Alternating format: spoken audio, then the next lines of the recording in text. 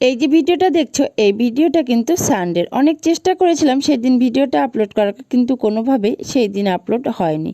যাই হোক, সানডেতে আমাদের বেরোনোর কোনো প্ল্যান ছিল না, কিন্তু হঠাৎ করে একটা কাজ পড়ে যায়, আমাদের বেরোতে হয়। আর কাজ করতে গিয়ে কাজটা পুরো কমপ্লিট হয়নি, তাই ভাবলাম পাশেই পার্ক স্ট্রিট আছে, একটু ঘুরে যাই। কিন্তু আমার হাজব্যান্ড আমাকে শর্ত দিয়ে দিল, যদি তুমি কোথাও না দাঁড়িয়ে খুব অল্প সময়ের মধ্যে ঘুরে আসতে পারো তাহলে তোমায় আমি নিয়ে যাব।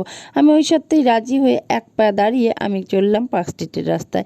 আর দেখো, বলতে বলতে সেই বহু প্রতীক্ষিত আমাদের পার্ক স্ট্রিটের ফ্লাইওভারে উঠে গেছি। আর এই ফ্লাইওভার একদম আলোকসজ্জায় সজ্জিত হয়ে গেছে প্রতিবারের মতন। কলকাতার আশেপাশে যারা আছো তারা সকলেই যেন বড়দিনের জন্য কলকাতার পার্ক স্ট্রিট কীরকম আলোকসজ্জায় সজ্জিত হয়ে যায়। আর বড়দিনের আরও বাকি দুদিন, তার আগেই দেখো পার্ক স্ট্রিট একদম জনবহুল হয়ে গেছে। জ্যামের কথা ছেড়েই দিলাম, কলকাতার জ্যাম আর নতুন করে কী বা বলবো। যাই হোক, বলতে বলতে আমি কিন্তু পৌঁছে গেছি বহু প্রতীক্ষিত আমাদের পার্ক স্ট্রিটের সেই রাস্তায়। এই রাস্তা পুরো আলোকসজ্জায় সজ্জিত হয়ে গেছে।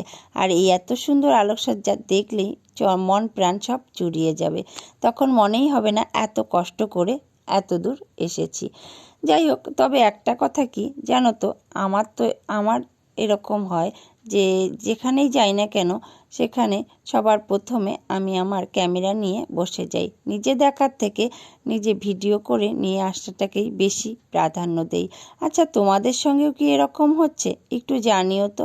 আমি তো এর জন্য অনেক বকাবকিও খাই, কিন্তু তারপরেও এই অভ্যাসটা আমার একদমই বন্ধ হচ্ছে না। আমার অবুঝ মন কোনোভাবেই বুঝতে পারছে না যে নিজের চোখটাকে একটু দেখে তৃপ্তি নেওয়া উচিত। কিন্তু কি করব বলো তো? আর ফেসবুকে যখন নাম লিখিয়েছে তখন থেকেই মাথায় একটাই কাজ ঘোরাফেরা করে যে এই ভিডিওটা করে নিয়ে গেলেই হয়তো ভিডিওটা ফেসবুকে আপলোড করতে পারবো।